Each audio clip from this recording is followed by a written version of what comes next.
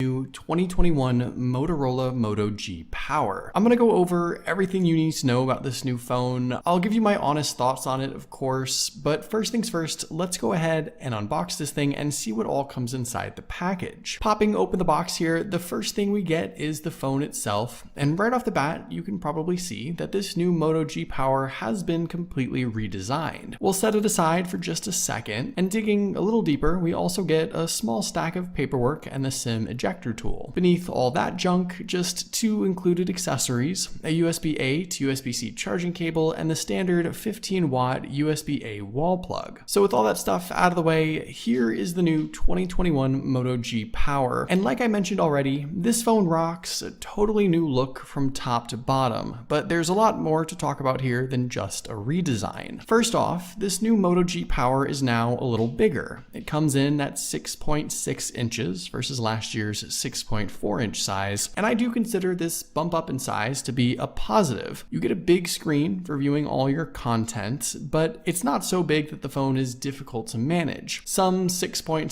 or 6.8 inch devices are super tall and almost impossible to comfortably hold. This phone still feels nice, and I consider it to be the right balance. Motorola also stuck with a fairly modern design up front. You got the same corner hole punch camera cutout, relatively slim bezels, and a noticeable but still fairly small bottom chin. Around back, this is where you'll see more of the actual redesign. We get a totally new look. The material is much of the same. It's still all plastic across the back at least. The frame of the phone to me though feels like metal. It's thick, it's sturdy, and it gives the device quite a bit of weight. And honestly, the rear plastic housing looks kind of nice as it is. It has almost a metal-like look with a silver finish and slight shine. There's even this crisscross pattern with a tiny bit of texture, and to me this is a way better finish than the glossy plastic we got on Motorola phones last year. All in all, the way I see it, the device gives off a much more premium vibe, and at a glance it seems easy to even mistake it for high-end materials. Taking a look around, you'll see we also get a SIM and SD card tray on the left side. On the right, the usual volume buttons and the power button, which now doubles as the fingerprint sensor. Up top, the headphone jack is still here. Down below, you'll find the USB-C charging port and speaker. Around back, a brand new camera setup, which I'll go more in depth with in a minute. And up front, the selfie camera and earpiece. Here's a quick audio sample of the single downward firing speaker so you can get an idea of what that sounds like.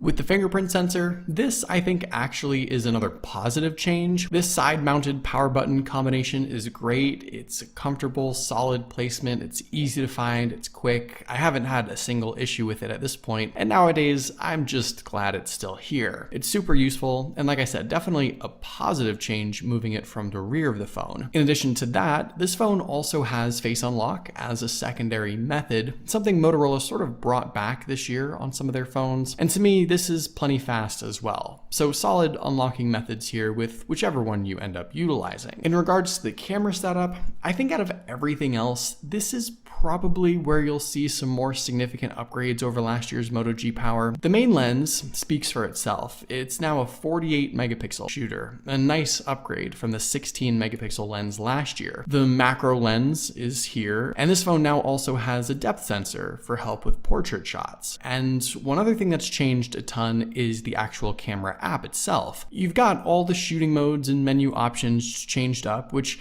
to me is actually a little better. Some stuff is easier to find when you're shooting, and a lot of the modes and features you want, like night vision and pro mode and time lapse and slow-mo, it's all still here. Now in practice, I do think the Moto G Power takes some really solid shots. The selfie camera seems pretty good, and the rear camera setup definitely has some potential too. I think portrait shots with the depth sensor are going to be better, and average everyday pictures with the main lens will look pretty good too. So there you go. Those are my initial thoughts and first impressions, at least, on this new Moto G Power. But hopefully you guys did enjoy this video, and I'll see you guys later.